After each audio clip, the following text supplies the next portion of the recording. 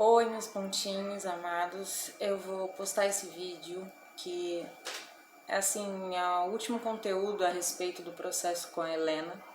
É um vídeo extenso que infelizmente eu precisei gravar para registrar e ter registrado uma reunião que eu fiz com assistente social e psicóloga da cidade de Luiz Antônio, que estão responsáveis, completamente responsáveis, por determinar de que forma eu vou me reaproximar da Helena e poder conviver com ela de novo até que seja recuperada a guarda.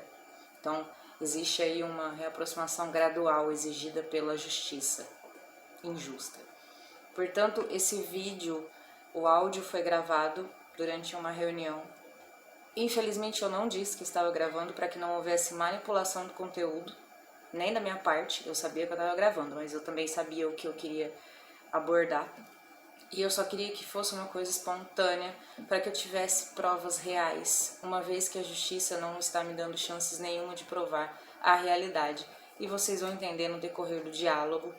Então, é extenso de fato, mas eu acho que é uma prova muito importante, eu quero deixar registrado, até para que no futuro a minha filha saiba tudo o que aconteceu e qual era a preocupação real da mãe dela na situação em que nós fomos colocadas e obrigadas a passar por este período.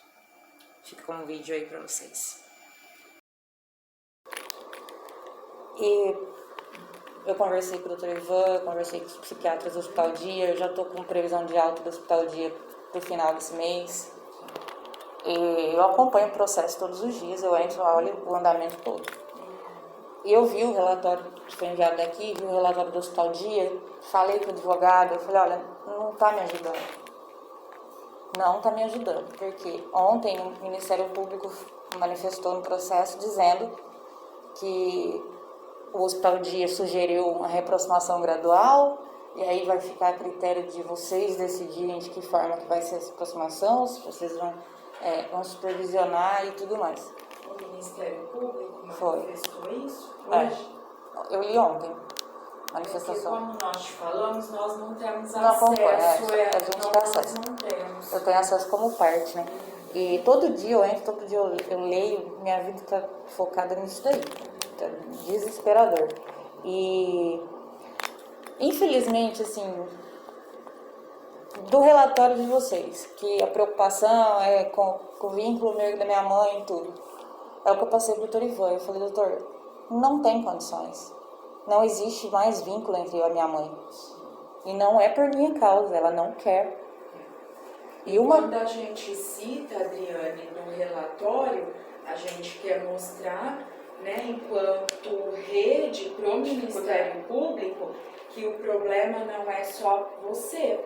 Né? Quando a gente fala da violência entre vocês, a gente tenta dizer isso, porque eles acompanham também a situação, né? Eu fico em dúvida às vezes de que forma que eles estão interpretando tudo, porque o meu advogado acho que vai apresentar minha defesa agora. Ele disse que passou 15 dias fazendo, pegando todas as coisas que eu mandei pra ele, e ele vai inserir, ele falou que entraria hoje ou amanhã a defesa, eu vou olhar porque você tá com um novo, né? A primeira advogada que entrou no meu processo acabou comigo, ela pegou o processo, foi lá e colocou negativa geral. Eu não estava nem sabendo. Negativa geral. Negativo. De negativa geral é porque é como se ela falasse que ela não conseguiu falar comigo, não me encontrou e eu não tenho interesse em defesa. Então ela me prejudicou bastante, porque aí outro advogado que foi nomeado para mim, ele teve que entrar no processo, refazer, aliás, explicar que ela fez isso até, como fala, antiético que ela fez, porque ela mentiu. Não é a situação. A primeira coisa que eu fiz foi manifestar interesse no processo. Eu que fui lá em cartório assinar, para ser citada em cartório. Eles nem me acharam, eu que fui atrás deles. Então ela entrou, ela falou, o prazo estava pequeno, eu tinha que fazer alguma coisa. Eu falei, mas você me ferrou, você não fez alguma coisa. Você tirou minha oportunidade de defesa. Aí o juiz indeferiu o pedido do meu advogado de fazer a defesa, só que o meu advogado se conversou com alguém lá deles, não sei, e disse que vai aceitar que entra a parte dele de defesa, tudo, até porque o pai da Helena também fez a defesa dele, e a defesa dele foi me acusar. Ele não manifestou, então. Ele se manifestou, mas ele se manifestou porque, assim, ele entrou no processo para falar que ele é favorável que a Helena fique com a minha mãe e acabou comigo. Quer dizer, a pessoa sumiu 9 anos da nossa vida, agora ressurge das cinzas do nada, querendo acabar comigo com um monte de mentira. Eu peguei e mandei um monte de print de WhatsApp pro meu advogado e falei aqui, ó, as coisas que ele tá falando é tudo mentira, eu tenho prova. Então eu acredito que o advogado vai colocar... Quem que é seu advogado atual? Doutor Júlio. O Júlio lá de São Simão. Acredito que ele vai falar em cima também dessas coisas do pai da Helena, porque o pai da Helena falou que eu sempre proibi ele de ver a menina, que eu levei a menina embora sem consentimento dele. Aí eu peguei todas as conversas que eu tenho de anos e anos do WhatsApp, foto, print, um monte de coisa, e mandei pro advogado. Eu falei aqui, como que ele entra no processo falando que eu proibi ele de ver a menina? E a pensão que ele começou a pagar só quando ela tinha 5 anos de idade? Porque eu fui atrás. Agora... Até hoje ele paga essa pensão? Ele paga por conta dele.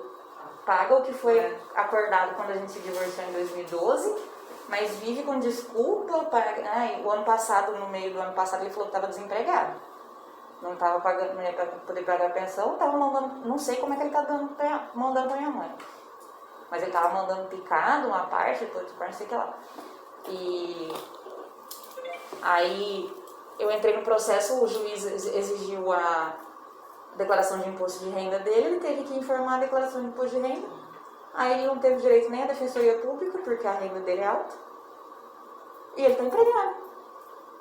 Agora o advogado vai entrar na justiça para atualizar a pensão. Que eu falei, agora pode pedir regularização da pensão. Vai recalcular o valor da pessoa e vai ser descontado do lerite dele. Não é mais ele que vai pagar. Quando ele quer, do jeito que ele quer.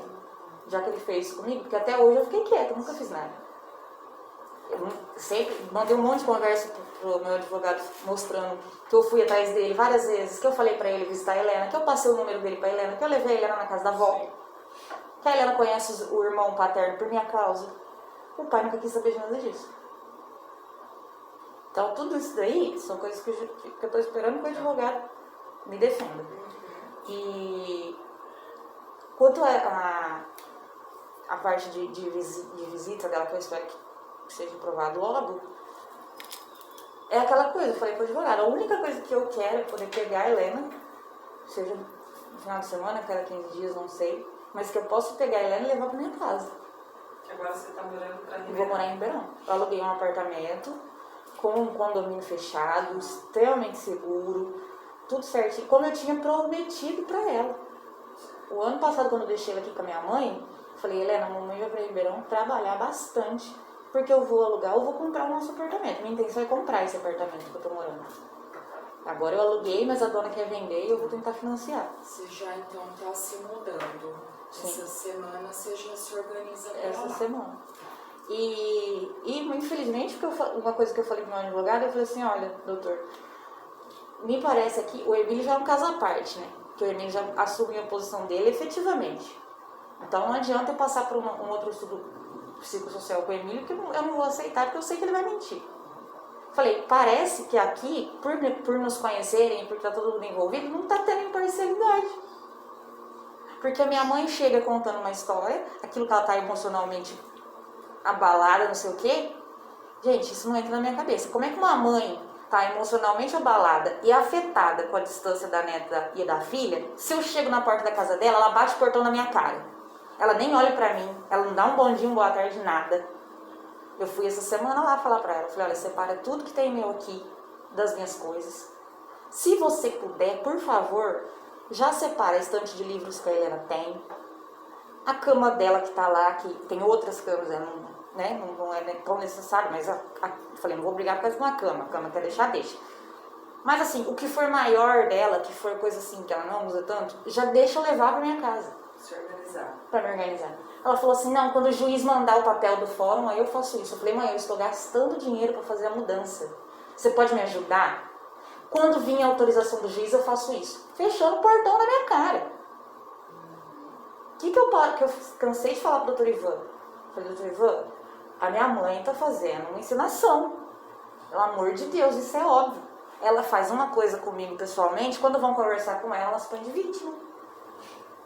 ela passou com a doutora Luana, psiquiatra, para fazer a avaliação. A Luana declarou apenas que ela tem depressão. Então eu também vou contestar meu diagnóstico de borderline, porque minha mãe tentou suicídio quando era criança, ficou internada 2 vezes, foi por isso que ela perdeu minha guarda. A história está se repetindo igualzinho aconteceu. Como é que agora ela só tem depressão? Então, é uma situação assim, muito ampla. Eu falei, tem muita coisa envolvida. Ainda comentei com o doutor Ivan isso também. Falei, olha, doutor Ivan, todo mundo fala e comenta as coisas que eu publico na internet. Puseram até isso no processo. Pois vejam lá o tanto de prova, de material que eu tenho, o tanto de gente que me conhece. Quem que cita, Adriana, da sua... O Emílio falou, posta a vida inteira na internet, fica falando das coisas, fala que vai se matar, não sei o quê. E na verdade não é essa versão. Eu sempre postei, tanto é que eu tô compartilhando agora, são lembranças do Facebook que eu tenho há anos. Eu sempre postei meu cotidiano com a Helena. Tudo. Sempre foi assim. Todo mundo conhece a gente. Fora, além disso, ainda tem o trabalho que eu executo na internet como influenciadora digital dentro do transtorno de personalidade borderline. Que eu deixei bem explicado. Tem canal no YouTube há 7 anos. São diferentes as postagens. São diferentes. Pra eu entender. São diferentes, entendeu? Não é a minha vida. O meu Instagram e o YouTube, eles são focados em trabalhar em cima de temas do transtorno de personalidade borderline, de divulgar o meu livro, de falar das ações, palestras, as coisas que eu faço, principalmente no mês de setembro, que é o mês de combate ao suicídio. Eu já participei de palestras em escolas estaduais de Ribeirão, de São Simão, dando essas palestras, falando sobre o meu livro, falando sobre o transtorno. Então a internet é a minha ferramenta nisso. Não é que eu exponho minha vida, a vida da minha filha à torta e direito desse jeito na internet. Não, eu tenho uma história, tenho um contexto, tenho uma coisa que afeta várias pessoas, eu trabalho com isso. É um trabalho voluntário, um serviço que eu presto para outras pessoas que têm o mesmo diagnóstico que eu e não têm o mesmo esclarecimento, não teve a mesma evolução. Então, nós, enquanto equipes, nós vamos falar por nós, né? Porque eu acho que a gente não pode falar pelo trabalho do outro. A gente não usa redes sociais e nem a vida pessoal para trazer relatos da vivência de relatórios de vocês, tá? A gente cita, você lê o nosso relatório das questões de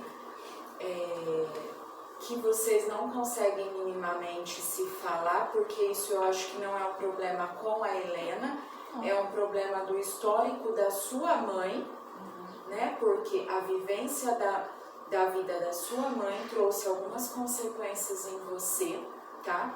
Isso a gente já deixou claro para a equipe, que é o nosso entendimento, né?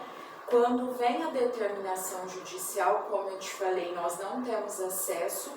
Vocês, enquanto parte, sabem, às vezes demora para que isso chegue para a gente, né? Quando nós soubemos desse rompimento de vínculos, também nos assustou. Por quê? Porque o nosso trabalho é o quê? Fortalecer vínculos. Eu não trabalho com vínculos rompidos. Como que eu vou fortalecer vínculos se vocês não podem se falar? Né? Então, assim, não é, Adriane, o nosso desejo, tá? Só que veio como algo determinado do judiciário, né? Quando a gente cita, nós queremos que o próprio judiciário entenda o quê? Para que a gente aproxime a Helena da Adriane, porque a gente entende que talvez não é saudável para todo mundo esse rompimento, precisa minimamente que você e sua mãe se respeitem, né? E é o que você falou, ela não permite, ela não olha para mim, ela não fala comigo. Então, assim, a gente cita da violência, não que você pratica com ela, mas que ela também praticou com você. Porque tem um conhecimento, porque você fez o BO de uma situação onde ela te agride, né? Então isso tá tudo no mesmo processo. Então eles também entendem que quando a gente fala de uma situação verdade, de violência, essa é questão dela também. até hoje não entrou no processo ainda. Quem vai citar isso ainda é o meu advogado. Sim. Porque no estudo psicossocial que entrou o primeiro laudo técnico mais importante que tinha para entrar, ele excluiu tudo isso. E além de ter excluído isso, ainda manipulou um monte de coisa e falou. E meu pai chegou a conversar com ele, e ele falou pro meu pai, ele falou, no que depender de mim, eu não vou fazer o que você está me pedindo. Eu não sei para que essa determinação dele, porque que ele decidiu fazer isso, de tirar minha filha de mim a qualquer custo. Então eu não vou ficar aqui submetida à avaliação dele, final. Pode não pesar, aliás, pode competir com outros, mas me prejudica também. Porque ele é um técnico, então o laudo dele tem peso, tem importância no processo. E eu não posso permitir que um profissional desse, que está envolvido tão seriamente, que é, afinal de contas, o assistente social do fórum, eu não posso permitir que ele venha fazer um novo estudo psicossocial e mexa nas coisas desse jeito que ele faz. O seu advogado, ele se manifesta ainda essa semana, ele já vai citar que você está residindo Eu para acho que sim, Ribeirão, que eu já passei o endereço para ele. já vai informar tudo isso, é importante no seu processo. Mas o processo ainda continua aqui. Sim, o processo corre normal aqui. Tanto o pai dela, que é lá de Ribeirão, que também foi solicitado relatório psicossocial com ele, que ainda também não fizeram, a Secretaria aliás, o Fórum de São Simão, acho que é passado para lá e Ribeirão Preto que determina o assistente social, nomeia assistente social vai fazer. Sim.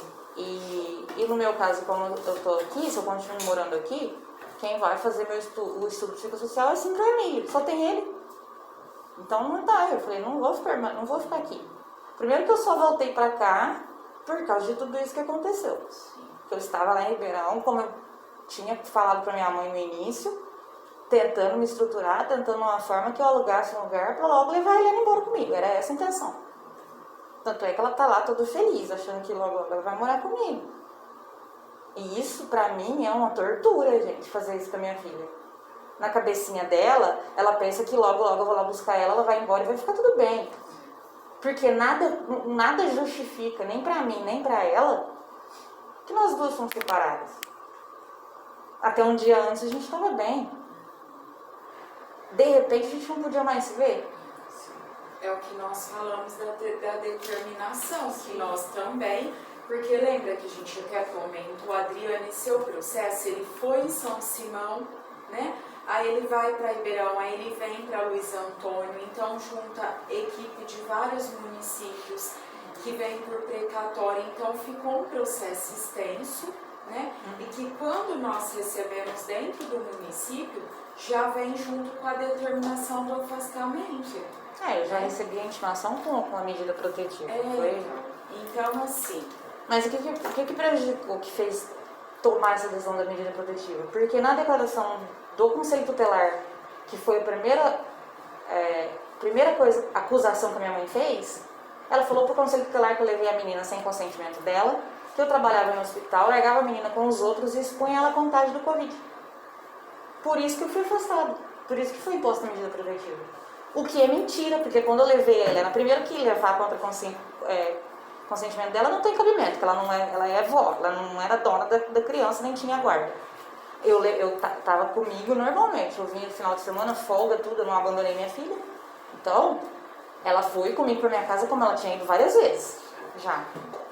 E naquela semana em questão, eu estava afastada, eu não estava trabalhando.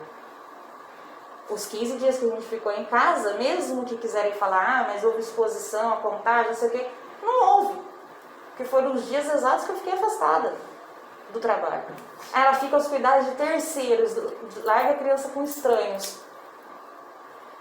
Entendeu? Não tem cabimento. Porque nem naquela semana ela ficou, porque eu estava em casa, não estava trabalhando. E nem cotidianamente ela fica como se outra pessoa criasse minha filha. Eu trabalho, eu preciso de alguém para cuidar dela. Isso é lógico. Atualmente você está afastada, ou não? Estou afastada até maio. Está afastada da UPA, onde eu trabalho. Tá. Em maio eu devo voltar. Eu sou funcionária da UPA Central, que é É concurso? o lado da... Como que é lá? Hã? É concurso? Processo? Não, é processo seletivo, mas não tem validade. Eu sou contratada CLT, normal. E aí eu peguei afastamento do INSS por 6 meses, né, que encerra em 10 de maio. Aí eu tenho que passar com o médico do trabalho e voltar a trabalhar normal. Só que eu não quero voltar para o Central, que era onde eu trabalhei 2 anos, porque lá eu tive problema com a supervisora e tal. Os problemas por causa de estacionamento, bobeira lá. Que a gente acabou discutindo que virou tudo o problema que virou. Então, quando eu voltar, eu vou pedir transferência para eu trabalhar na UPA Norte, que aí já é lá perto do bairro onde eu tô morando, vai ficar bem mais fácil, bem mais perto. Eu já tô morando também perto da minha amiga, que é essa pessoa estranha que a minha mãe fala, porque a minha amiga cuida da Helena desde quando ela tinha 1 ano de idade. Desde que eu me divorciei, quem me socorreu foi essa minha amiga. É a única pessoa até hoje que nunca me negou ajuda, que nunca me virou as costas, que se eu precisar, qualquer dia, qualquer momento, ela faz o que for para me ajudar. Então eu vou morar perto da casa dela. De confiança. É de confiança. Eu vou morar perto da casa dela porque Te facilita também. é a pessoa que me ajuda. Gente, a única coisa que fez eu voltar para Luiz Antônio, todas as vezes que eu voltei, ou mesmo ir para São Simão, porque eu estava lá em Jardinópolis já, eu estava morando com a Helena em Jardinópolis, trabalhando, me virando. A única coisa que fez eu voltar para cá, para São Simão, para Luiz Antônio, foi meu pai e a minha mãe falando na minha cabeça: a gente vai te ajudar, a gente vai te ajudar. Essa ajuda nunca houve. Nunca existiu. Enchia minha cabeça de coisa para eu vir para perto, eu chego aqui, não fazem nada. Aí eu me prejudico, eu tenho que resolver tudo sozinha e voltar. De onde eu nunca devia ter saído, que é de Ribeirão. Porque em Ribeirão eu tenho suporte. Tem trabalho. Tem trabalho, entendeu? Você tá na Uber? Faço Uber também durante o dia. Uber é porque, assim, se eu for contar só com o meu salário, né? Eu sou recepcionista, não dou conta. Sim. E eu já falei com essa amiga minha, que ela mora num condomínio também perto do condomínio que eu aluguei. Ela comprou um apartamento lá e tava conversando com ela. Eu falei: lá, você sabe que eu conto com você, né? Porque quando eu trouxer a Helena, ela falou: não, a gente se ajeita, se organiza, porque ela tem escola também, ela vai estudar. Fica meio período na escola. Se eu continuar fazendo plantão de noite, já combinei com essa amiga minha que ela vai ficar na minha casa, que ela vai dormir com a Helena na minha casa, no apartamento, sabe? Pra tudo ficar mais fácil. Só o fato de ter aparecido esse apartamento pra mim foi uma grande, assim, uma oportunidade que eu falei: nossa, Deus ouviu minhas orações. Porque até então eu não tinha pra onde ir com ela.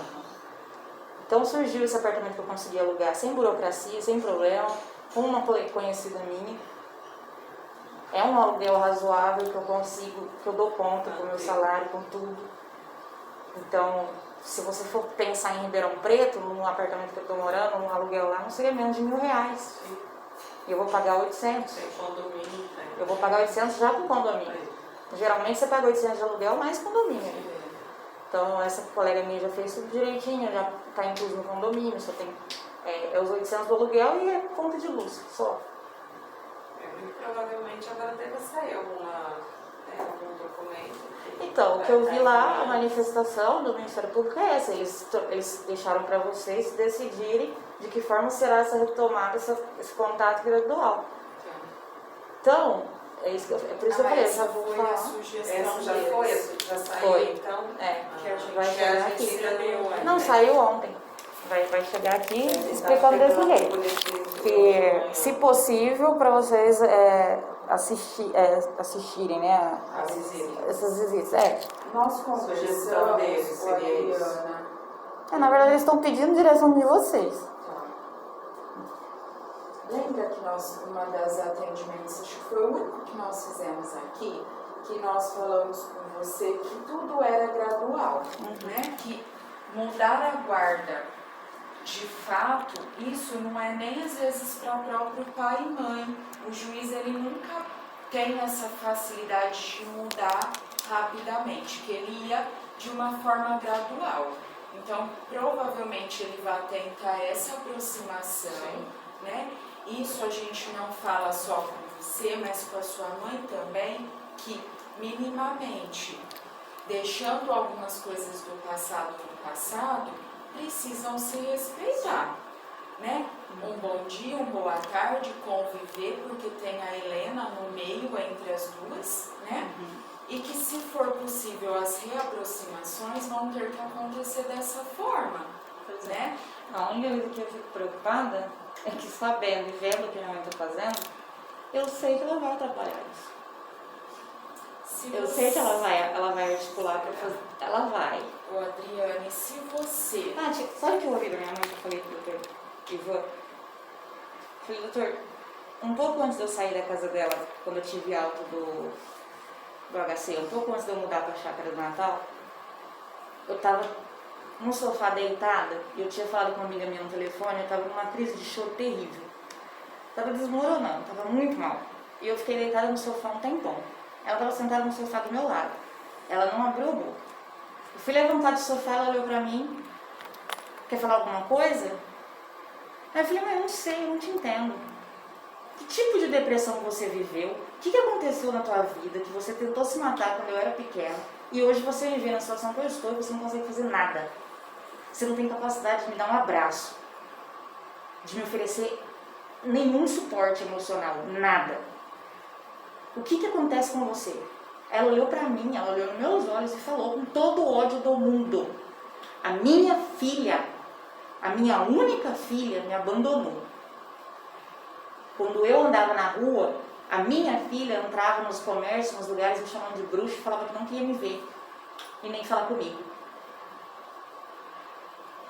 Aí eu falei, então é isso. Eu falei pro doutor Ivan, doutor, ela deixou bem claro pra mim que a filha dela, que ela tinha, ela não tem mais.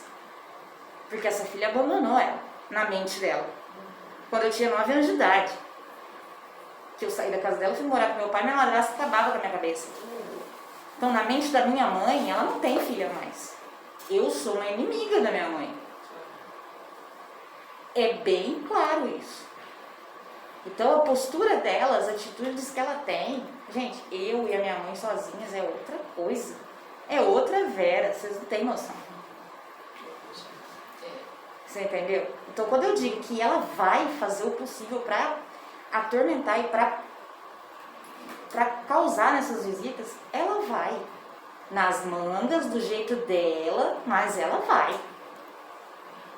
É por isso também que a gente pontua no relatório o quanto ela está abalada emocionalmente. Porque é uma informação importante. O abalo emocional dela. Sim, digamos que não é de preocupação, nem de cuidado comigo, que sou filha, nem caneta. Porque ela não está se importando com a saúde emocional da Helena, com o psicológico da Helena, porque a própria Helena vê que ela proíbe a gente de se aproximar. A Helena tem essa consciência. Ela percebe nas atitudes da minha mãe, porque a avó não deixa você me ver, nem falar comigo. Ela não entende que existe um termo judicial e que a minha mãe está cumprindo. Ela, como criança, ela percebe. Ela fala, por que a minha avó não deixa eu falar com a minha mãe? Semana passada eu fui lá para pegar o celular dela que tá quebrado, porque eu ia levar para consertar. Aí cheguei lá para explicar para ela que deu um outro problema no celular, ia demorar mais para trazer, tudo. Ainda tá lá em Ribeirão arrumando.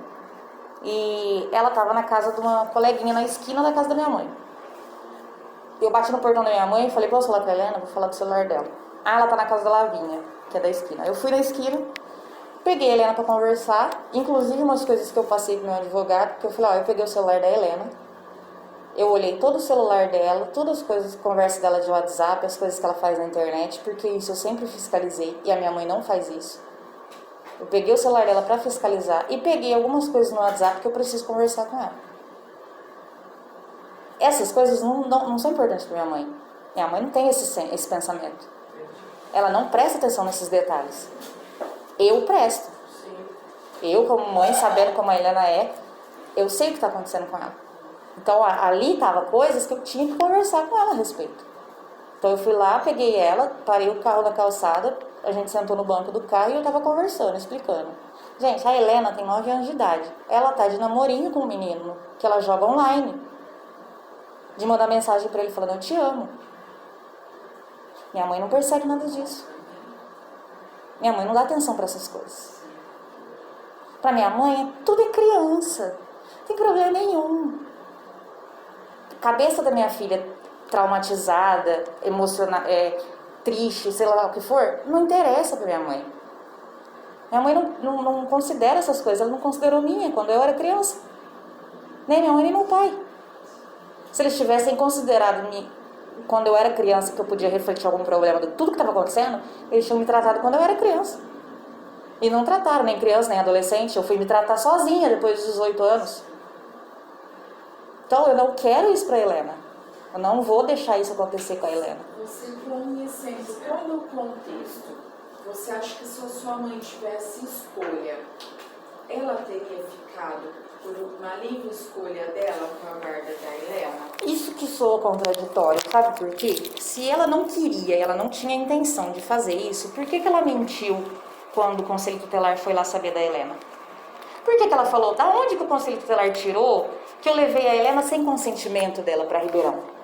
Da onde o Conselho Tutelar tirou o fato de que eu trabalho no hospital e a Helena estava ficando com um estranho? Não entendo. Pra que ela ia mentir se ela não tinha intenção de fazer nada? Agora ela diz, lógico, não, eu não quis, eu peguei a guarda porque se eu não pegasse ia pôr a briga, não. Mas então por que ela mentiu desde o início? A minha pergunta pra ela sempre foi essa. A troco de que você falou mentira pro Conselho Tutelar? Eu não menti, eu falei, então inventaram? Porque na intimação estava escrito, inclusive, que eu sou enfermeira da UPA. Eu não sou enfermeira, eu sou recepcionista. E que eu levei a criança e deixava ela com estranhos, a maior parte do tempo a cuidar de estranhos, e expunha ela à contaminação pelo fato de eu trabalhar no hospital. Eu falei, mas pera lá, então toda mulher que trabalha em hospital nessa época está expondo os filhos e vai perder a guarda? Ninguém pode ficar em casa com os filhos mais? Ele não tem cabimento isso. Então eu não consigo entender a mesma questão. É isso que eu falo, que a minha mãe manipula as coisas. É uma coisa que a gente também fica às vezes sem entender. É aí a Porque prova. o pouco que a gente conhece sua mãe enquanto acompanhamento traz essa dúvida pra gente, que se ela pudesse talvez escolher, ela te daria um suporte para cuidar da Helena por hora, mas ela não queria assumir essa responsabilidade. Ela não tá porque fazendo. vem como uma coisa imposta, né? Se não for para a Vera, que naquele momento era a única, ela vai para um acolhimento. E Exato. mais uma vez a Helena estaria sendo, vamos dizer, Traumatizada, né? traumatizada, porque ela já tinha passado por uma situação ruim. Imagine a Helena com a esperteza dela num acolhimento, que talvez seria outro drama na vida Muito. dela, né? Então, eu acho que naquela situação, a sua mãe era o único pilar ali para sustentar isso tudo, né?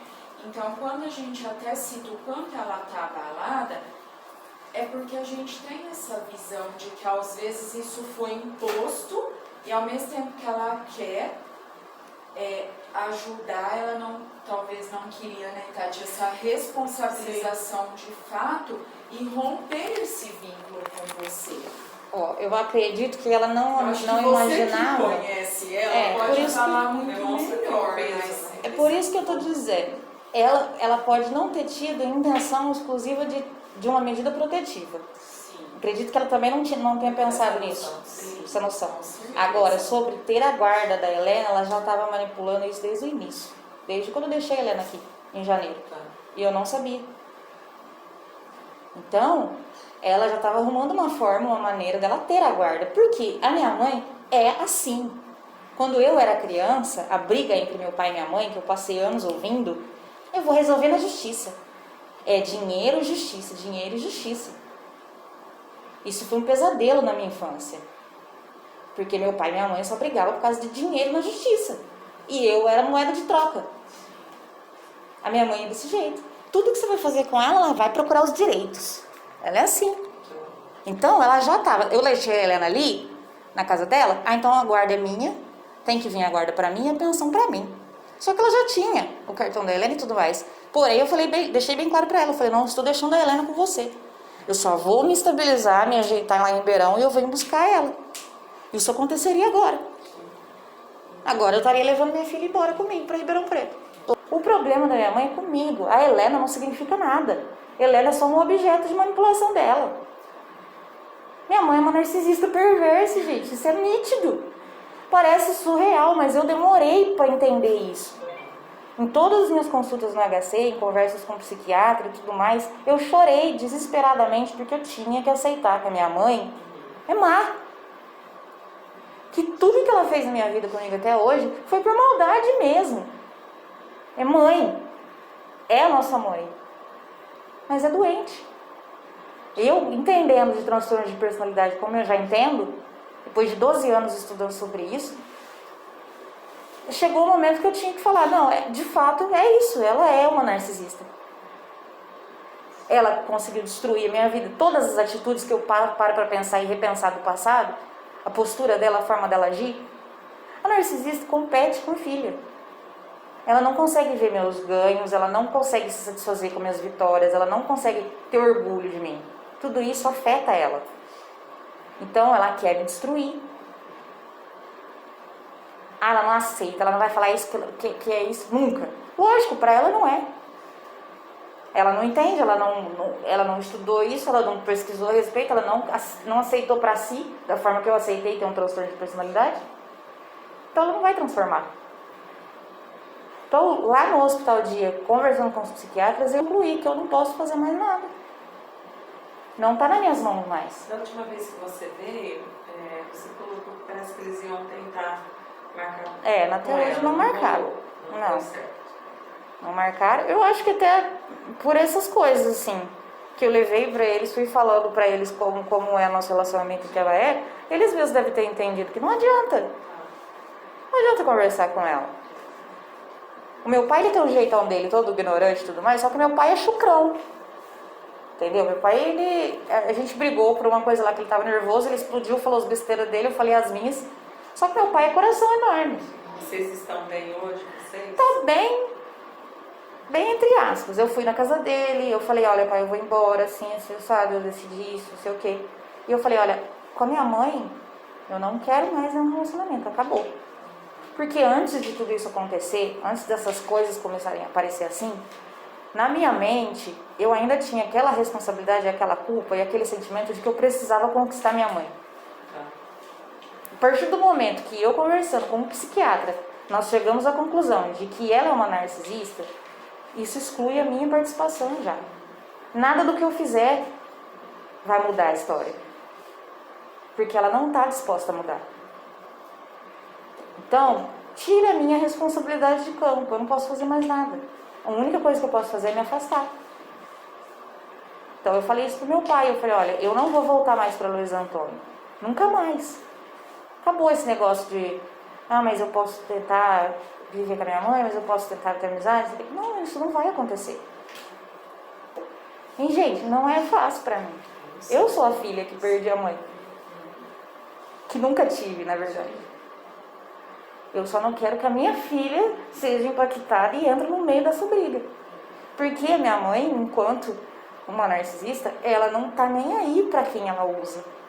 Se ela precisar usar uma criança, manipular, fazer um triângulo, para me atacar, ela vai. Por isso que a história tem um monte de fio solto. Que a gente não consegue encaixar. Porque é o que ela faz. É por isso que nós te perguntamos. Se ela não tinha intenção, queria. se ela não tinha intenção de pegar a guarda para ela, se ela não queria me atrapalhar, se ela queria ajudar, por que ela mentiu? Pra quê? Porque quando nós todos soubemos, né, do afastamento, pelo menos aparentemente foi algo que impactou, porque não era o desejo, né, e ela sempre traz essa dificuldade, que embora vocês duas às vezes não consigam se entender, né, o rompimento total com a Helena, ela teme isso, no sentido do quanto faz mal para você, o quanto faz mal para Então, ela fala. né? Ela fala, mas nas atitudes dela, ela prova o contrário. Porque se ela se preocupasse com isso, independente da medida protetiva, ela estaria intermediando de alguma forma para que eu e a Helena estivesse bem. A gente achou até que no início ela estava facilitando, que você de vez em quando tá Isso. indo, né? Então, Mas assim, ela é não uma tá. coisa que você tá enrijecido nela, né? Tá. Para despertar esse florescer é quase impossível. Então, por isso, o nosso relatório coloca que a dificuldade que a gente tem em trabalhar com esse rompimento aí de vínculos. Sim. já foram, na verdade, esse vínculo não existe. Né? Como que se trabalha isso? Então, nossa preocupação é realmente Helena. É a Helena. Então, O importante... Como que é que a Helena vivencia, né? De jeito nenhum. Então, o importante que eu falo pra Helena é eu conseguir tirar ela da casa da minha mãe o mais rápido possível, para ela sair dessa influência do peso da minha mãe e nós duas termos a nossa vida. Porque a minha vida e da Helena, eu não preciso ocultar nada. A justiça pode ficar no meu pé o tanto que for, pelos anos que forem, que eu vou estar sempre solícita, que eu vou estar sempre aberta para mostrar como nós duas vivemos. E infelizmente, Adriana, isso é um passo de formiga. Que a gente gostaria de transformar as coisas, mas não é assim que funciona. Eu sei, mas... E assim, me preocupa muito com a sua ida agora para Ribeirão, como será esse trabalho, né? É sobre isso, por isso que eu trouxe já para vocês pensarem, porque... Exatamente. Pra mim, gente, pra minha filha vai ser uma situação extremamente normal. Eu vou pegar minha filha, vou levar pra minha casa, passar um fim de semana e devolver. Sim. Eu não ponho minha filha em A risco. gente ainda não tem esse relatório, né? É o que ele Que vai acho que ainda vai, que a gente ainda vai vendo, estudando, né? Você entendeu? Porque quando ele fala numa visita supervisionada. Lá tá falando assim, se possível, seja assistida pelo próprio CREAS. Ah, tá. Então ele já coloca. Que vocês vão escolher a forma. Entendeu? Vocês vão determinar a forma dessas visitas. E eu queria expor isso daí. Como é um fator importante entender que a posição da minha mãe não é exatamente o que ela mostra. Sim. O que ela fala, né? Porque ela mostra. Ela demonstra, só que precisa ser... Só a reação que ela teve aquele dia na frente da Maiara já mostra como ela escapa de si. Ela mantém uma postura, uma palavra, uma versão até certo ponto. Um equilíbrio até certo ponto. Quando ela passa daquilo, ela perde o controle. É onde ela vem pra cima me agredir. Isso não foi a primeira vez. Isso já aconteceu várias outras vezes. Eu tentei por 3 vezes morar na casa da minha mãe, depois de ter me ferrado, ter tentado, não conseguido. Eu voltava na casa dela. Aí ela me recebia. Ela só me recebia pra quê? Pra me torturar mais ainda e me pôr pra fora de novo. Passava alguns meses, não sei o que, ela brigava de novo, ela tava me batendo outra vez e me pondo pra fora. E é isso, Adriane, que nós temos que pensar. A Helena não pode fazer parte disso, porque assim, ó, problemas são existentes, nós citamos isso no relatório para que ele entenda que não é a má e a boa, no sentido da sua mãe ser a boa que faz tudo e você se amar. Por isso que a gente fala de uma relação, inclusive de agressão. Porque ele entende de que a agressão não é sua, mas é também dela. Né? E a Helena não pode vivenciar isso. Lendo o processo inteiro, vocês percebem que o processo, num contexto todo, ele está muito contra mim. Até agora, todas as informações dentro do processo, todas as alegações são contra mim. Tudo que... Fora o nosso relatório, teve relatório de quem? Teve o laudo psicossocial do Emílio, não, psicossocial não. Esse ainda está em... Teve a primeira avaliação psicossocial do Emílio, foi o laudo mais importante, que abriu tudo. Depois o manifesto do pai da Helena, praticamente concordando com as versões da minha mãe. O pai, ele manifesta enquanto interesse? Não. Como que é o Não. manifesto dele? O manifesto dele é de acusação. Ele até se coloca lá como uma acusação contra mim. Tá, entendi. Que ele é favorável à guarda ficar com a avó. É lógico que ele é favorável, com a avó. Ele paga quanto ele quer de pensão, se ele não quiser pagar, ele não paga. E assim, isso também por enquanto. Porque se porventura ela pegar a guarda definitiva, eu não dou muito tempo para ela acionar a justiça e pedir pensão para mim e para o pai dela. Isso é extremamente previsível da minha mãe. Entendeu? Ela pinta essa imagem toda boazinha não, agora, enquanto ela está no meio desse processo. Depois lá na frente ela reverte. O que ela fez com meu pai? Ela entregou minha guarda para meu pai porque meu pai alegou que ela oferecia risco por ter doença mental. Então meu pai abriu o processo. Ele ganharia? Não se sabe. Ela entregou a guarda. Ela estava nessa posição que eu estou hoje. É a mesma coisa de eu ir lá e falar, mãe, fica para você. Ela fez isso com meu pai, ela entregou. Para depois que ela passou a guarda para meu pai, ela abriu um novo processo contra ele pedindo que ele pagasse uma pensão vitalícia para ela, que ele fosse condenado a pagar uma pensão vitalícia para ela, porque ele alegou que ela era incapaz. Como se ela fosse ganhar uma aposentadoria por invalidez. Informalmente, você ajuda ela, Helena, em alguns gastos? Ou Agora não estou ajudando. Pensão do pai. Agora Ela não estou, recebe mas toda? ela recebe pensão do pai, ela tem o cartão lá do mercado, acho. Mas no início, quando eu deixei ela aqui tudo, eu não deixei de dar assistência nenhuma. Entendeu? Ela usou a pensão, inclusive, para fazer o tratamento de dente da Helena que ela estava precisando. E eu já queria fazer aqui com o Rafael e com a Dani. Então ela estava usando o dinheiro da pensão mais para pagar o tratamento que a Helena precisava. Ela tinha umas cáries para tratar umas coisas assim. E eu falei, mãe, aproveita que ela tá aí e leva no Rafael e na Daniela. Que ela estava reclamando de dor de dente, eu já tinha tentado tratar em São Simão, na dentista da prefeitura, ela não deixava, não sei o quê. Eu falei, tem que ser o Rafa e a Dani, porque eles sabem como pegar a criança. Eu tenho certeza que eles vão conseguir cuidar. Então, há alguns meses aí, ela ficou pagando com a pensão tudo isso. E eu falo que ela não ajuda nessa questão, é mentira. Ela que dá comida pra minha filha, ela que tá vestindo, ela que tá cuidando. Isso eu não tenho do que contestar. Sim. Inclusive da maneira que ela conseguiu ajudar a Helena a aprender a ler e escrever, que eu não conseguia. Você já até comentou isso. Então, essas coisas são muito boas, que é uma relação de vó, de verdade. Que a gente podia ter de uma maneira totalmente normal, como é esperado de um relacionamento entre mãe e filha, de neto. Nossa vontade. Seria o normal. Desejo. Seria o normal. desejo. Só que para ela fazer isso, ela tá fazendo isso pra mim, é uma agressão. Tipo, ela não aceita estar fazendo isso. Ela tem que estar fazendo essas coisas. Porque ela sempre falou pra mim, a filha é tua, você que se vira.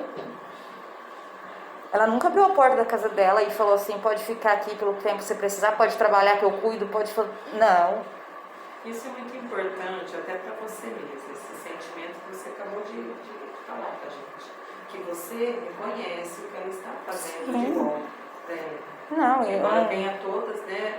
Sim, embora ela tenha todas as questões e tudo. Né? E isso eu queria que você também entendesse, que também a gente tem esse olhar. Sim. Né? E a gente também gostaria que isso também mudasse. Mas infelizmente dela... Por isso que a gente coloca, que a gente precisa de um tempo para a gente poder trabalhar esse contexto. Que Que se torna assim, agora com a sua ida para Ribeirão, para a gente um pouco mais difícil.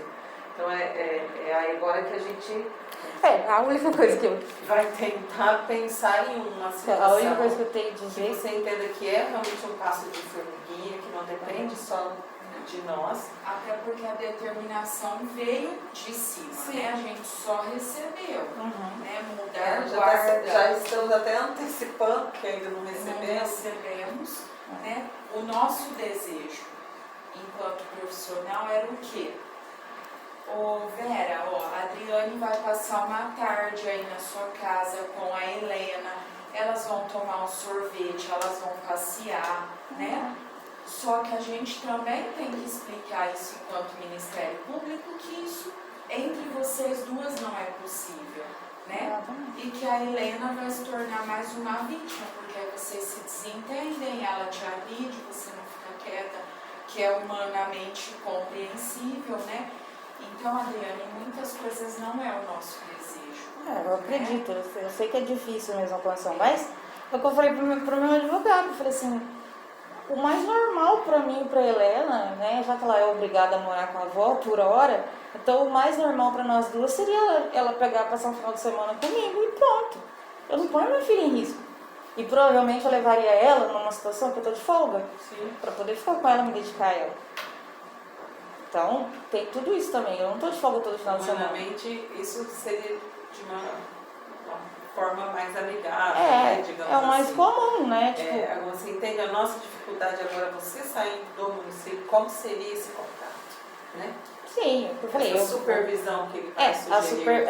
É isso que eu fiquei preocupada, essa questão de ser assistido. Aqui é de uma forma, seria de uma forma trabalhada, você está ali do lado, né? Só que você entende que pra mim, pro meu psicológico, pra minha vida profissional, completamente. não tem condições de eu ficar aqui? Tem, com Não tem. certeza. Gente, a eu tô... gente pensa nas causas emocionais envolvidas nisso. Né? Não é só você e a Helena, tem N questões por trás, né? Que você precisa de alguém mais próximo, que você precisa, né? Vamos dizer, ser assistida de uma maneira carinhosa também, Porque, que você não olha, tem. mais uma questão que a gente reforça sobre a minha mãe. Se ela fosse mãe de verdade, se ela estivesse preocupada comigo, independente de eu estar proibida de ver a Helena, ela deixa de ser minha mãe?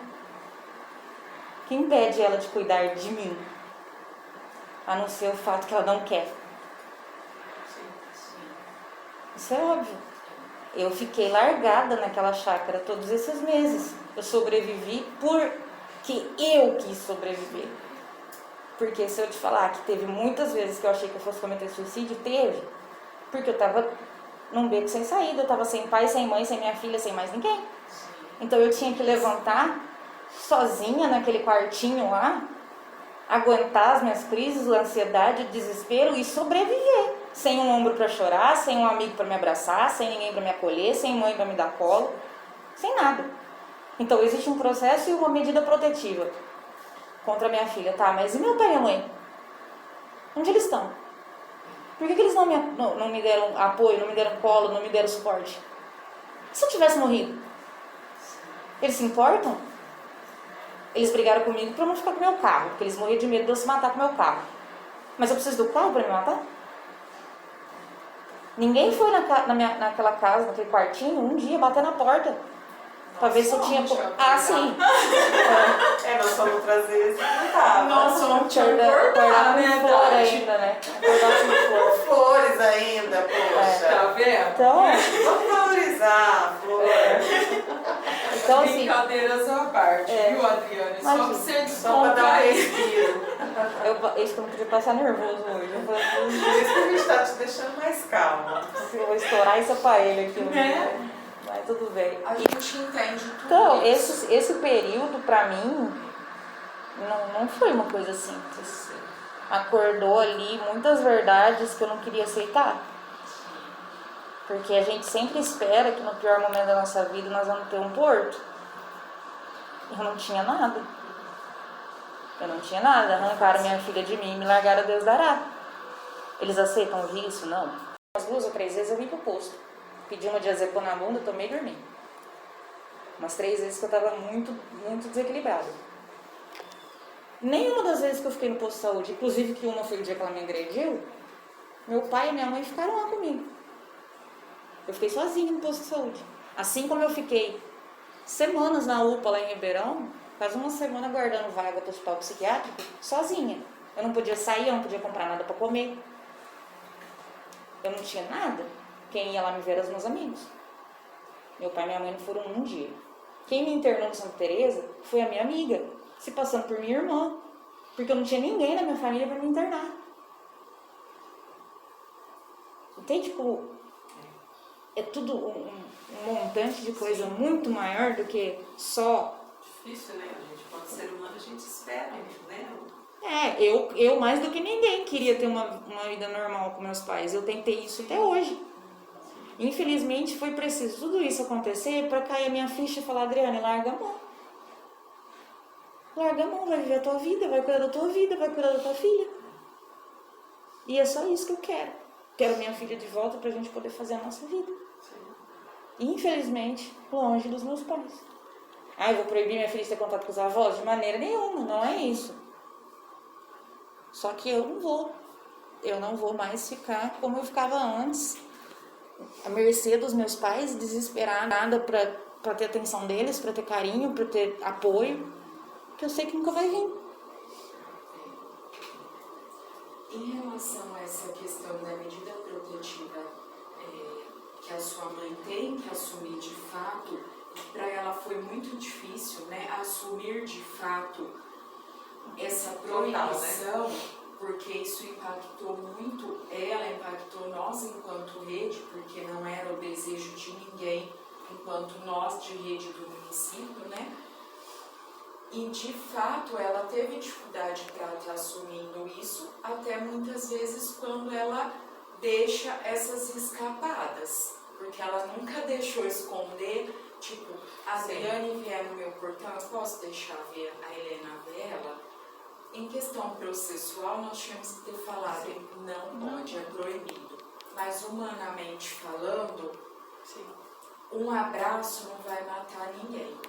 Deixa a Adriane dar um abraço na Helena, se respeitem e ok, né? Porque se a gente for seguir processualmente, a gente teria que falar, não, a senhora não pode, é uma medida protetiva. Acaba, na verdade, prejudicando você. Sim, eu sei disso. É a questão que a gente E a pensa. gente até achou que ela estava, né? Não, ela tá assim, ela não fala nada. De vez em quando, a questão do celular, né? Se eu for lá Mas e é falar com a um passinho Helena... de formiguinha, porque também não é fácil, que nem você está expondo, colocar. Se eu for lá falar com a Helena e ver a Helena, ela não vai falar nada. Sim.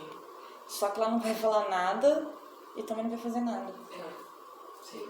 Eu acho que é o que você espera mais além, né, Adriane? Não, é o que todo mundo espera, naturalmente. É o mínimo de que se esperaria de um ser humano, de uma mãe. Como é que ela consegue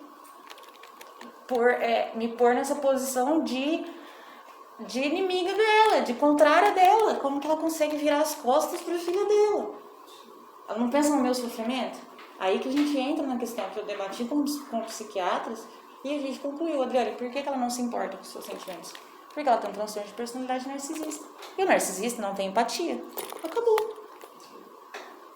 Pensando de forma prática, nós devemos receber isso aí até daqui uns 10 dias, eu acredito, porque você sabe que demora, né? Até despachar, que cai, que vem, demora em torno de 10 a 15 dias, eu acredito que para chegar pra gente. Vim com a fala que você fala das visitas supervisionadas, você indo morar em Ribeirão. O que você pensa sobre isso? De que forma daria pra gente conduzir? O que eu queria pedir, na verdade, era essa liberdade de eu pegar minha filha uma sexta-feira de noite, ou um sábado, não sei, levar pra minha casa, até porque ela vai amar o condomínio. Eu quero isso pra ela. Passar o final de semana com ela e trazer de volta. Já que nós somos obrigados a fazer isso. Ser assistida, né, eu acredito que não seja ficar ali em cima o tempo inteiro. Né? Então, não sei, eu posso passar toda a informação, fazer chamada de vídeo, mostrar como ela tá, o que ela tá fazendo. Vai Não sei. Porque algumas vezes que vieram para é o que a gente chama de adaptação Eu não sei como visitas funciona, assistidas, né?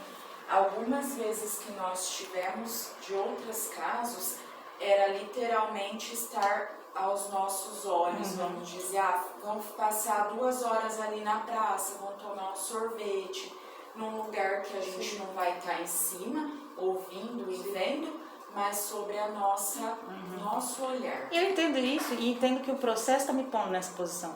Eu me preocupo. Pra gente também é desconfortável. Porque lembra que até nós brincamos aquele dia com o Ivan? Será que nós vamos ter que unir todo mundo e fazer um churrasco para conseguir? Lembra aquele dia lá em cima?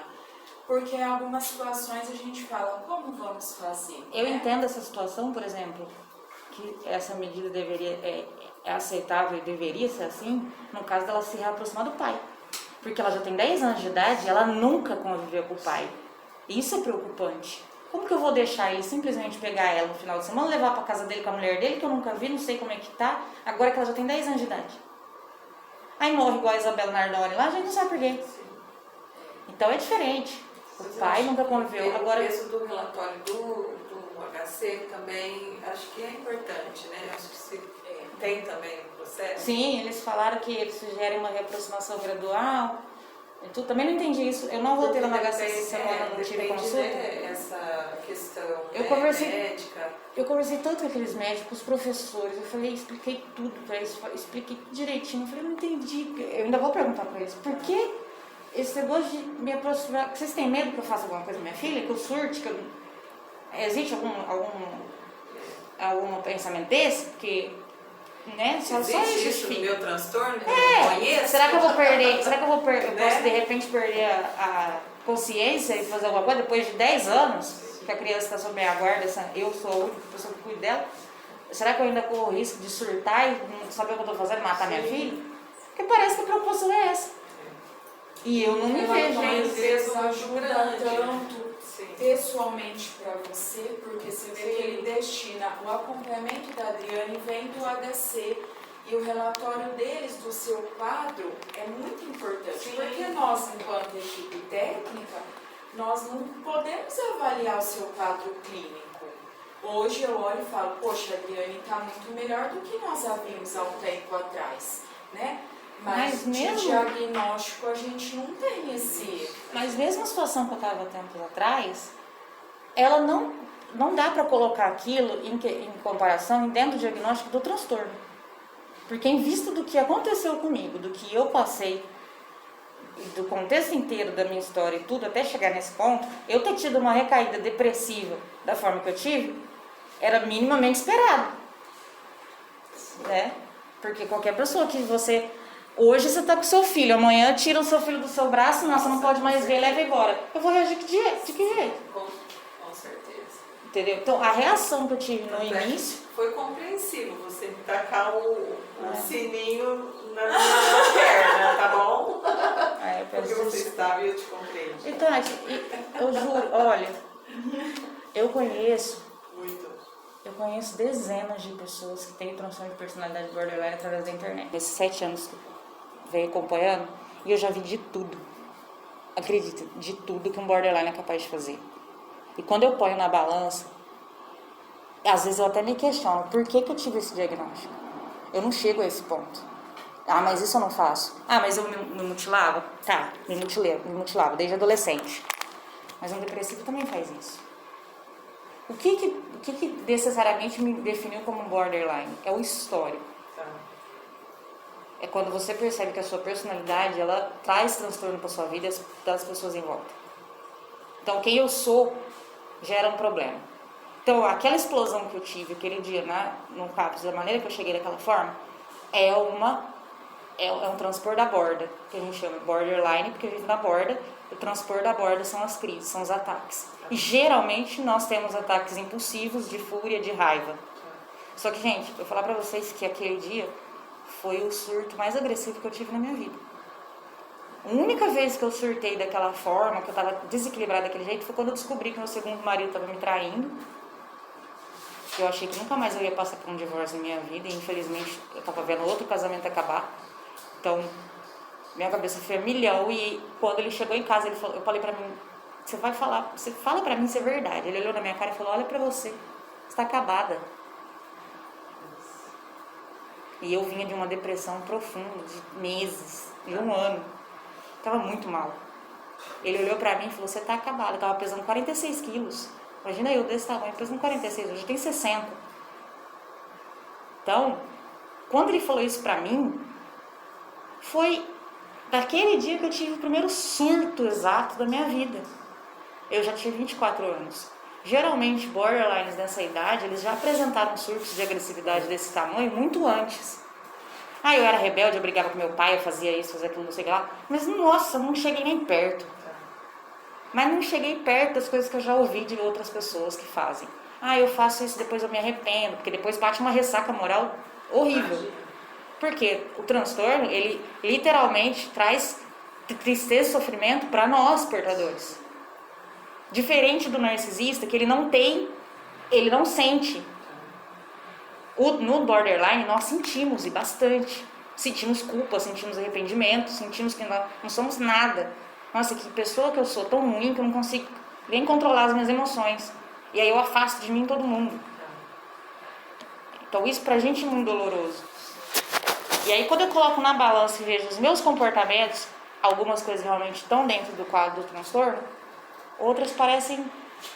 Por exemplo, eu entendo a preocupação da justiça de pegar o diagnóstico borderline e me encaixar ali dentro com um rótulo e falar, essa mulher é muito perigosa para essa criança. De fato seria. Só que um diagnóstico psiquiátrico não pode se generalizar. Você tem que pegar a pessoa e estudar o indivíduo. Porque apesar dele ter um diagnóstico amplo, ele não se encaixa em tudo e ele não é tudo aquilo. É por isso que a gente falou da importância do relatório do HC. Aí eu falei milhões de vezes pra eles não me ajudaram em nada. Falei, gente, pelo amor de Deus, escreve pessoalmente, se dedica um pouco, escreve alguma coisa decente, vocês não estão entendendo o que está em jogo. A avaliação sua A única coisa que o eles... jeito é deles, né? A única coisa que eles colocaram no relatório é que eu melhorei consideravelmente a questão da impulsividade. Eu falei, tá, agora passou minha raiva, eu já me acomodei, então melhorou a impulsividade. E eles sugerem que se tenha uma retomada gradual. Isso que eu ainda não conversei, eu vou conversar com o professor do HC. Falei, por que você falou de uma reaproximação gradual? Você tem medo que eu ponha minha filha em algum risco? Esse medo é aceitável dentro do borderline? É, mas eu me conheço. E eu sei que eu não tô nesse ponto. Entendeu? É normal pegarem o diagnóstico num total e falar, mas por causa do transtorno, ela pode sim pôr a criança em risco, ela pode fazer algum mal para essa criança impulsivamente.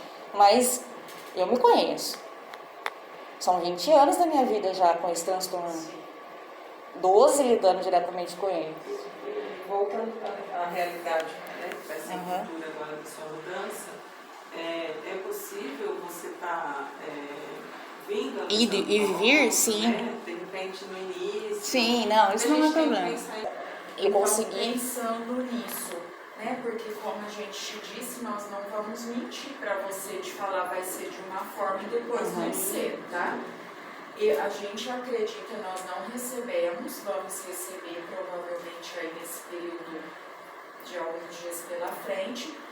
Quando é solicitado, é uma visita que a gente esteja aos nossos olhos, não em cima, né? Mas aqui vamos por vamos na mas se quiser isso, né? se tiver isso, é porque eu vejo que ela também, vocês vão perceber isso vendo a gente juntos, vocês vão perceber que ela vai querer muito comigo.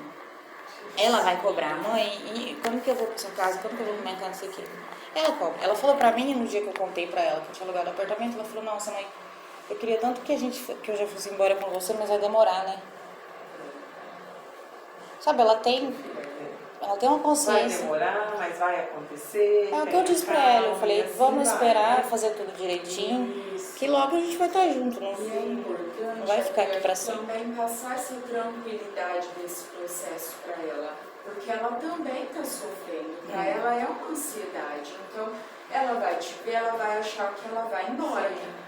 Infelizmente nós não podemos. E colocar, Felipe, no momento a tô me avó adaptando, vai estar né? cuidando de você, a mamãe vai organizar as coisas lá, quando tiver tudo ok eu vou te buscar, enfim. Né? Também não colocar a sua mãe. Não, mas isso eu não faço de maneira nenhuma. Adriana, para você também é uma readaptação. Sim. Porque você vem de Ribeirão para Luiz Antônio, em tese não deu certo, você vai se adaptar com a nova rotina em Ribeirão. Casa nova, você ainda está afastada, depois você volta. Então também é uma adaptação. A gente estar sozinha é uma coisa, a gente ter uma criança é outra. Sim. Né? Então talvez essa coisa gradativa facilite a sua adaptação à da Helena. Se for possível, a gente tá olhando e orientando e gradativamente isso for sendo conquistado, né? Aí passa o final de semana e volta. É uma coisa gradativa que a gente já imaginava, né? Que isso ia acontecer. Então é uma adaptação para você também se organizar enquanto trabalho, enquanto casa nova, né? E trazer isso também para a Helena. Ó, eu estou me adaptando lá, estou me estruturando para realmente a gente ficar um tempo maior juntas. Sabe, o que me deixa essa sombra, assim, que parece uma coisa surreal, é inacreditável, que isso tem que estar sendo feito de uma forma, assim, tão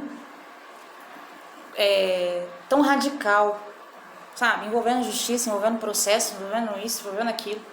Gente, isso é uma coisa que deveria ser comum, assim, deveria ser tratada com muita naturalidade entre eu e minha mãe, se fosse minha mãe. Porque isso eu já venho tentando pedir para ela há muitos anos. Eu falei, mãe, você não viu o exemplo da Dora Zampieri com a Bárbara, gente? A Dora ficou caneta 2 anos aqui pra Bárbara se estabilizar lá no Mato Grosso do Sul. A justiça não deu a guarda pra mãe da Bárbara. Por que você tem que ter a guarda da Helena? Ela não aceita, ela fica revoltada. Porque pra ela é diferente, a situação dela é outra. Ela não é a Dora, ela não tem aquele amor pela filha e pela neta e tudo. Não, ela simplesmente quer controlar a situação e me afetar.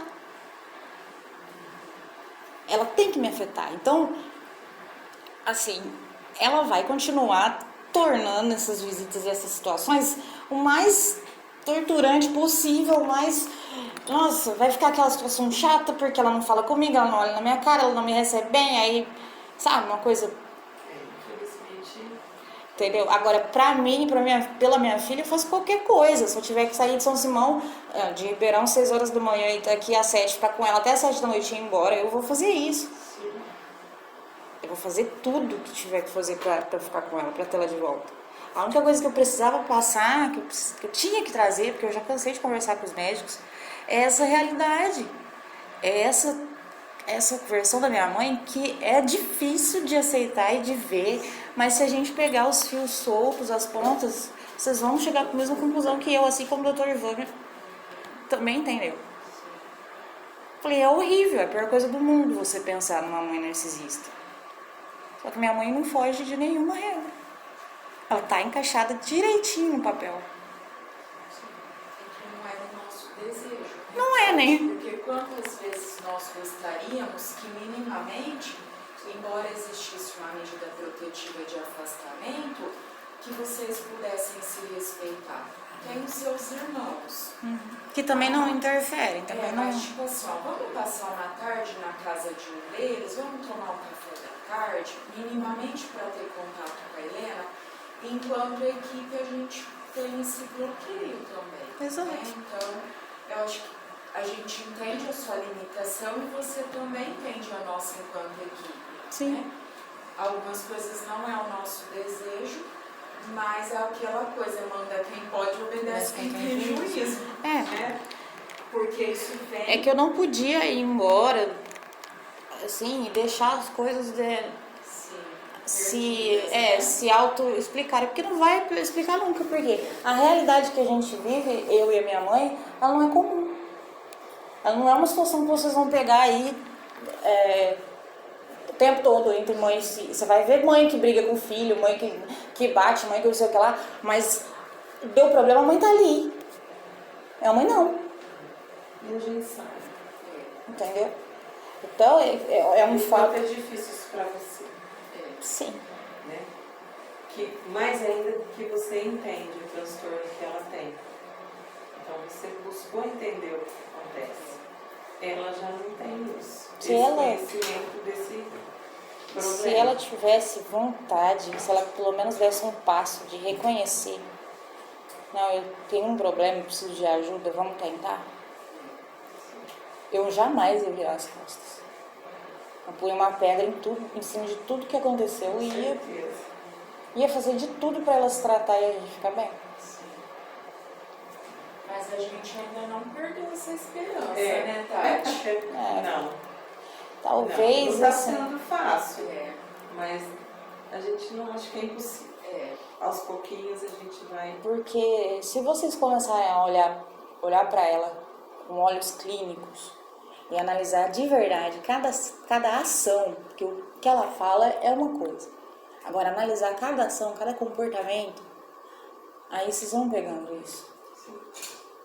E talvez ache uma brecha, alguma forma de passar para ela. Não sei. Talvez em algum momento. Porque o simples fato... eu falei, o mais nítido nisso tudo, que vê o papel dela, que vê essa condição dela, é essa situação dela. Embora tenha uma medida protetiva entre eu e a minha filha, ela é minha mãe.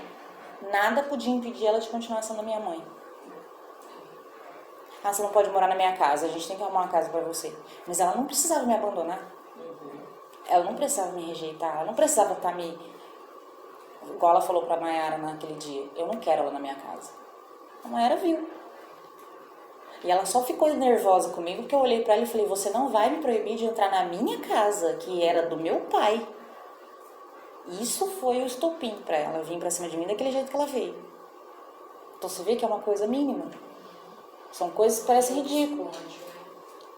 Que é onde tá guardado toda a raiva dela, toda a mágoa dela, tudo aquilo que move as atitudes que ela tem.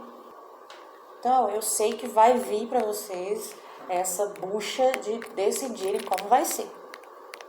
E eu só precisava que vocês tomassem conhecimento dessa situação para analisar melhor e entender que não é tão simples assim. Entre eu e a minha mãe. Entre eu e minha filha não é um problema, gente. Vocês vão ver no primeiro contato, se vocês tiverem a oportunidade de ver meu relacionamento com minha filha. A gente gostaria que fosse um convívio melhor, não só com sua mãe, com seu pai, com seus irmãos, entendeu? Eu também. Que também facilitaria tudo isso. Vocês entendem quando... Infelizmente você está sozinha. Entende quando a gente começa a puxar tudo, assim? A minha mãe, ela tá ligada a todo mundo. Sim. Minha mãe, ela afetou meu pai, meus irmãos, a minha filha. E ela vai continuar afetando. É porque são famílias que estão cada um no seu papel e o mundo tá acabando e essa roda não gira, né? Porque se girasse minimamente Não com existe respeito, com saudável, né? Não Porque eu existe falo união. que adultos, embora não tenham relações saudáveis, a gente, enquanto adulto, a gente aprende. A gente se vira, a gente se organiza. Mas e a Helena? A Helena é uma criança que ela não sabe por que essa roda não gira ainda, né? Então a nossa E a única preocupação é essa. A única coisa que eu fiz até hoje, esse tempo todo, foi me preocupar com o psicológico da Helena. Isso, tá certo. Tem pra mim, desde quando eu engravidei dela, essa criança tem que ser diferente. Sim. Ela não pode viver as mesmas coisas que eu vivi, ela não pode pensar do mesmo jeito que eu pensei. E assim, uma coisa que você vê que o meu pai, por exemplo, ele tem bastante, ele falou a mesma coisa, eu falei assim, o pensamento não vai mudar nunca. Que ele falou, que eu tava falando pra ele, eu falei, você acha que a Helena não é afetada por tudo isso? Ah, ela é criança, ela não tá feliz, ela nem sabe o que tá acontecendo. Eu falei, olha o problema aí. Quando eu era criança, ele pensava da mesma maneira. É criança, ela não tá vendo, não tá entendendo nada. Porque já vem da cultura dele. Sim. Aí eu cresci, olha o que virou. Então, graças a Quando Deus. você cresceu, que você estudou, que você está estudando o problema, que você ajuda 70 pessoas, isso é bom, isso é importante. Às vezes isso me dói, então eu Não é à conforto. toa que você tem esse dom. É um propósito, entendeu? né? Exatamente. Mas, ao mesmo tempo que dói bastante me conforto, Com certeza. dói porque, assim, eu vejo que eu não tive escolha. Para eu sobreviver, eu tive que aprender. É como você soltar um filhotinho no meio do mato. Por isso que você é uma mulher forte, Adriana. Se Mas- você fosse uma outra que não tivesse essa história que você teve, estaria como esses 70 colegas que Porque os você tem. exemplos que eu vejo dessas pessoas, na grande maioria delas, acho que eu nunca encontrei ninguém que tenha sido assim, independente totalmente como eu. Pois é. Todos os casos que eu vi de borders, tem mãe que liga pra mim, desesperada. Pelo amor de Deus, ajuda minha filha. Pelo amor de Deus, conversa com a minha filha. Porque a mãe não sabe o que fazer. Eu já conversei com uma mãe no meu trabalho de madrugada, que levou a filha com tentativa de suicídio, com medicação, que tinha um diagnóstico de borderline. Quando ela falou, eu comecei a aproximar e aos pouquinhos eu fui conversando, até ela se abrir e eu falar pra ela o que eu fazia. Só sei que no final da madrugada, assim, quando ela já tava pra ir embora com a filha, que ela ia levar a filha pra casa, ela pegou meu número e falou assim, Adriane, você foi uma luz, assim, na nossa vida que nem médico foi até hoje. Eu não sabia o que fazer com a minha filha. Eu não aguento mais internar ela, tirar, ela volta pras drogas, ela volta pra bebida. Eu nunca tive problema com droga na minha vida. É quase um padrão borderline ter envolvimento com droga ou bebida alcoólica. Eu nunca tive. Então, tenho diagnóstico, tenho certas características, sim. Mas Deus fez um trabalho em cima disso e me usou de uma maneira. O que fazer com isso, né? É o Sim. que você está fazendo, exatamente. Nós vamos aguardar receber o ofício. Recebendo, a gente entra em contato com você para pensar de que forma vai ser, como vai ser essa reaproximação. Pensando A já, gente te liga, Vamos? Pensando já nas possibilidades de talvez do seu irmão, do seu pai, vamos pensar em tudo, né? E assim, falar também, meu pai pode pegar minha filha aqui no final de semana e ir em algum momento, no apartamento, ficar lá um dia. Sim. Também é uma coisa que ele não faz por vontade própria, não toma assim impulso você falar pra ele, não, mas eu tenho isso aqui, eu tenho que fazer isso aqui. Mas Se a fosse gente assim, ele tira, levava ela lá na chácara do Natal e não leva, nem lá, que é pertinho. que é pertinho. É longe, né? Mas a gente entra em contato com você e juntos a gente vai ter que pensar em alguma forma, tá? Depois acho que seu advogado vai informar no processo que você se mudou, vai passar o seu endereço, isso é importante, tá? Porque se você quiser ser citada, eles precisam te localizar, tá?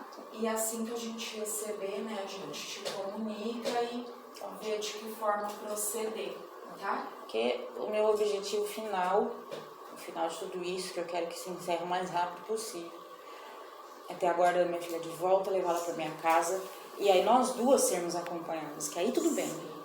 Sim. Enquanto nós duas fomos cuidadas, nós duas tivemos atenção e tudo, a gente estiver preocupada com nós duas, aí somos nós duas. Agora, essa interferência da minha mãe e essa manipulação da minha mãe só vai piorar as coisas. Enquanto isso, você aproveita para se estruturar, para se organizar lá, é um novo começo, né? Acho que força e garra você tem, né? Tá mesmo se organizando, Foi bem cuidando difícil de também. você. Tomar essa decisão foi bem difícil. Eu imagino. Que eu conversei com o psiquiatra lá e com a enfermeira-chefe que tá sempre conversando comigo, eu falei pra eles, eu sei o que eu tenho que fazer, mas o preço é muito alto. Como é que eu largo minha filha lá e venho embora sem saber nada dela, sem poder... Minha filha ficar doente, cair, acontecer qualquer coisa, eu não vou saber. Minha mãe não tem contato comigo. Minha filha tá com um estranho pra mim. E o preço a pagar por isso é muito alto, eu não consigo largar minha filha desse jeito, abrir mão dessa forma. Então eu tive que trabalhar tudo isso na minha mente, amadurecer tudo e fortalecer de uma maneira muito grande. Aí apareceu esse apartamento que foi o que me deu um ânimo e falou assim, olha, vai sim, faz sim. Eu tenho um relacionamento com Deus muito profundo, né? Eu falo isso pra todo mundo. Então eu sei que ter aparecido esse apartamento da forma que apareceu, nessa ocasião, nesse momento, eu vejo que é tudo a mão de Deus fazendo as coisas certas. E eu precisava abandonar, eu preciso soltar a corda. Para isso eu tenho que ir embora, eu tenho que deixar minha filha, eu tenho que deixar as coisas Mas correr. pensa que ela, num primeiro momento, tá bem. Entendeu? É isso, aquela não. coisa positiva que você nos falou, que tá cuidando, que tá ajudando, né? Joga nesse olhar. Senão você não consegue desenvolver nada lá. Basicamente, ela não está sendo amparada psicologicamente. Ah, mas ela tá com a Madá. Não, no que ela precisa. Eu tenho um vídeo dela, que eu gravei na última vez que eu fui na casa da minha mãe, que foi até a véspera daquela reunião com a Mayara, que a Vanessa do conselho marcou. Eu gravei assim, escondido, a Helena falando, chorando, porque minha mãe tava ligando pro conselho, falando que ela tava chorando, que eu tava descontrolada, que eu tava deixando a menina nervosa, não sei o que. Eu comecei a gravar o que a Helena tava falando. E a Helena fala no vídeo, mãe, você nunca fez mal pra mim, a gente sempre cuidou uma da outra.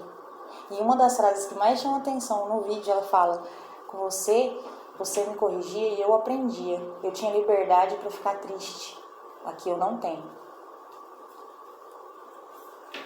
Você entendeu? Qual é o problema? É a tortura que eu passei sendo aplicada a ela pela mesma pessoa.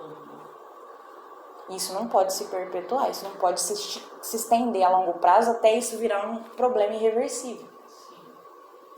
Porque uma criança que tem conhecimento que ela não pode expressar seus sentimentos, ela sabe que se ela expressar tristeza, dor, sofrimento, ela piora a situação, e aí ela guarda aquilo pra ela. Como é que vai crescer uma criança saudável? Como vai ser um adulto saudável? Helena nunca teve fone de ouvido perto de mim. Porque tudo que ela mexia no celular, eu tava escutando. E hoje em dia tem que ser assim, né? Tem. Tá tão difícil as coisas assim. É porque eu já vim dessa geração. Minha mãe não. Exatamente. Então isso nem... Pernilongo aqui. Acho que isso nem passa na cabeça dela. Não acompanha. Eles têm aquela coisa assim, essas crianças ficam o tempo inteiro no telefone, só faz isso, só faz isso. Só que eles não aprofundam na questão. Faz assim. Quando a gente faz assim, é pra tirar o pensamento ruim. Então, tudo que ela lembra de ruim, ela faz assim e joga fora. É uma coisa que a gente... Criancinha. A gente aprendeu, eu ensinei pra ela. É. Eu ensinei pra ela. Falei, toda vez que você tiver lembrança ou pensamento triste, alguma coisa, você tira assim e joga fora pra você esquecer. Então, quando ela faz isso, eu já sei que ela tá pensando em alguma coisa ruim. Por isso que eu venho conversando com ela sempre. Por isso que ela tá bem em relação a tudo, né? No final das contas, ela tá bem. Porque ela teve esse entendimento, essa lucidez. Ela falou pra mim, eu nunca vou namorar com ninguém, não. Eu vou ficar solteira. Vou morar com você pro resto da minha vida. Eu falei, não, filha, você vai crescer, você vai gostar de alguém. Eu falei, e se você namorar com o Luiz quando você for grande? Ela falou, Deus me livre, eu não quero namorar ninguém, não. Eu falei, mas você não gosta dele? Eu gosto, mas eu não vou namorar. Linda daquele jeito, você vai ver os gatinhos, né? Tati? Chega lá e fala, e aí, Quando eu peguei sogra? essas mensagens, quando eu peguei essas mensagens, porque fica assim, ela é uma amiguinha dela e ele conversando. E a amiguinha dela fala assim, a Helena falou que você é o pai da Lavínia, da bebê dela, da boneca. Você gosta da Helena também? Aí ele, eu gosto. Aí a Helena, eu te amo. Sabe, essas conversinhas. Quando eu olhei aquilo, eu falei, meu Deus, desandou tudo. Falei, agora danou, eu perdi a rédea. Não, mas vai com calma que ainda tem... Futuramente tem coisa pior. Vai piorar. Então, é isso que eu falo, que eu não posso me afastar dela. Eu não posso simplesmente falar, então mãe, você quer, cuida aí. Então. Vai muito além. Minha mãe vai cuidar fisicamente bem, excelente, até melhor do que eu mesma. Eu não lavo roupa igual minha mãe lava. Nunca vou fazer isso. Mas vai além. A gente é mãe, a gente... Entende, sim. Mas a gente se fala, assim que a gente receber, a gente já entra em contato.